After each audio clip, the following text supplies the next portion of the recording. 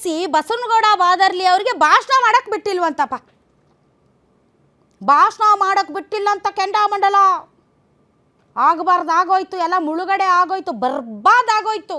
ಯಾಕೆ ಅಂದರೆ ಶಾಸಕರಿಗೆ ಬಸವನಗೌಡ ಬಾದರ್ಲಿ ಅವರಿಗೆ ಭಾಷಣ ಮಾಡೋಕ್ಕೆ ಬಿಟ್ಟಿಲ್ಲ. ಯಾಕೆ ಅಂದರೆ ವಿದ್ಯಾರ್ಥಿ ರಥ ನೂತನ ಸಾರಿಗೆ ಉದ್ಘಾಟನೆಯಲ್ಲಿ ಅವ್ರಿಗೆ ಭಾಷಣ ಮಾಡೋಕ್ಕೆ ಬಿಟ್ಟಿಲ್ಲ ಅಂತ ಸಾರಿಗೆ ಘಟಕದ ವ್ಯವಸ್ಥಾಪಕರು ಮತ್ತು ಅಧಿಕಾರಿಗಳ ವಿರುದ್ಧ ಬೆಂಬಲಿಗರು ಕಿಡಿಕಾರ್ತಾರೆ ಮತ್ತು ಬಸ್ಗಳು ಹೋಗೋಕ್ಕೆ ಬಿಡದೆ ಆ ರೀತಿ ಧರಣಿ ಕುತ್ಕೋತಾರೆ.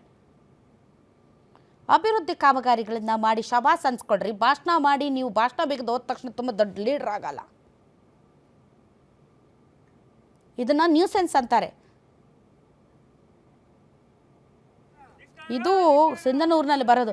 ಇವೆಲ್ಲವೂ ಕೂಡ ಇದು ಸಿಂಧನೂರ್ದು ಒಂದು ಸಣ್ಣ ಘಟನೆ ಅಂತ ಅನ್ನಿಸ್ಬೋದು. ಬಟ್ ಈ ರೀತಿ ಇಡೀ ರಾಜ್ಯಾದ್ಯಂತ ಒಂದಾದ್ರ ಮೇಲೆ ಒಂದು ದೃಶ್ಯಗಳು ಬಂದಂತಹ ಸಂದರ್ಭದಲ್ಲಿ ನಮ್ಮ ರಾಜಕಾರಣಿಗಳು ಎಲ್ಲಿಗೆ ಹೋಗ್ತಾ ಇದ್ದಾರೆ, ಯಾವ ಕಡೆ ಸಾಕ್ತಾ ಇದ್ದಾರೆ, ಯಾವ ರೀತಿಯಾದಂಥ ಎಕ್ಸಾಂಪಲ್ ಸೆಟ್ ಮಾಡ್ತಾ ಇದ್ದಾರೆ ಅನ್ನೋದ್ರ ಬಗ್ಗೆ ಮಾತಾಡಬೇಕಾಗುತ್ತೆ. ಇದು ಸಿಂಧನೂರು.